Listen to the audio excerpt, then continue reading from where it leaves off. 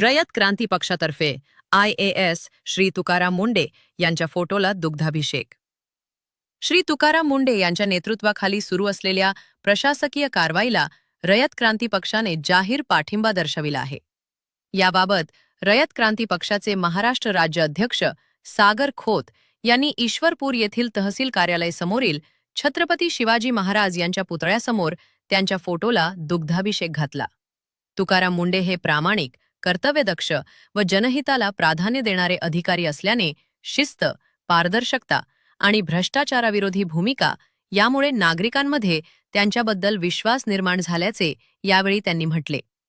सध्या त्यांच्या नेतृत्वाखाली सुरू असलेल्या कारवाईचा मुख्य उद्देश सार्वजनिक हिताचे संरक्षण, शासकीय नियमांची प्रभावी अंमलबजावणी आणि प्रशासनातील पारदर्शकता वाढवणे हा असल्याचे रयत क्रांती पक्षाने स्पष्ट केले। अशा कारवाईमुळे प्रशासनाविषयी नागरिकांचा विश्वास अधिक दृढ होत असून कायद्याचे राज्य बळकट होण्यास मदत होत असल्याचा दावा करण्यात आलाय।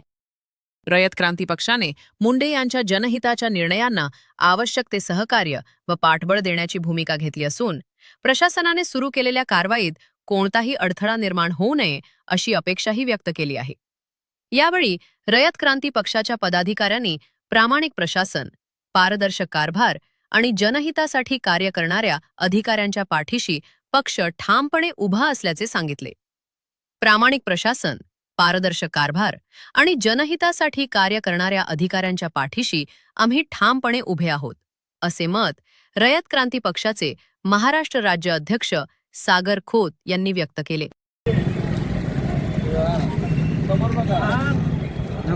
तुकाराम मुंडे साहब तुम आगे बढ़ो, हम तुम्हारे साथ हैं। तुकाराम मुंडे साहब तुम आगे बढ़ो, हम तुम्हारे साथ हैं। भारत माता की जय।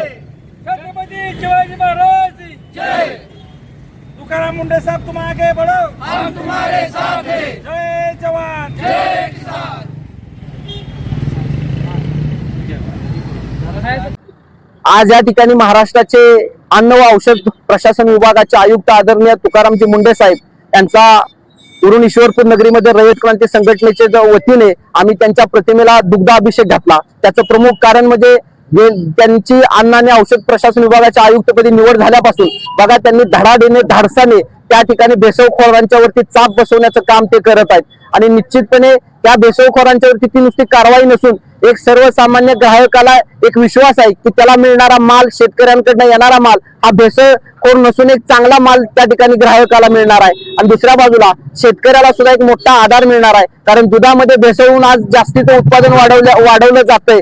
जर ही भेसळ थांबली तर निश्चितपणे आमच्या शेतकऱ्याला त्या ठिकाणी त्याच्या दुधाला सोन्याचा भाव येणार आहे आणि त्या ठिकाणी जे दूध घेणारे ग्राहक आहेत, सर्वसामान्य ग्राहक आहेत, त्यांचंही आरोग्य या माध्यमातून मोठमोठ्या रोगापासून वाचवलं जाणार आहे। म्हणून आदरणीय मुंडे साहेबांनी जी कारवाई केली त्या कारवाईच्या समर्थनात आम्ही या ठिकाणी आज त्यांच्या प्रतिमेला दुग्धाभिषेक घातला। मी महाराष्ट्राचे लाडके मुख्यमंत्री आदरणीय देवाभाऊ यांचं सुद्धा मनापासून अभिनंदन करतो की त्यांनी एक चांगला अधिकारी या खऱ्या अर्थाने या खात्याला, या विभागाला दिला।